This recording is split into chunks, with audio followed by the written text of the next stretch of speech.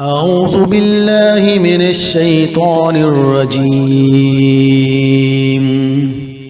بسم الله الرحمن الرحيم.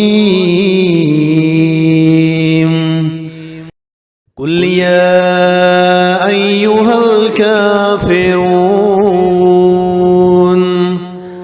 لا أعبد ما تعبدون ولا أنتم عابدون ما أعبد ولا أنا عابد ما عبدتم ولا أنتم عابدون ما أعبد لكم دينكم ولي دين.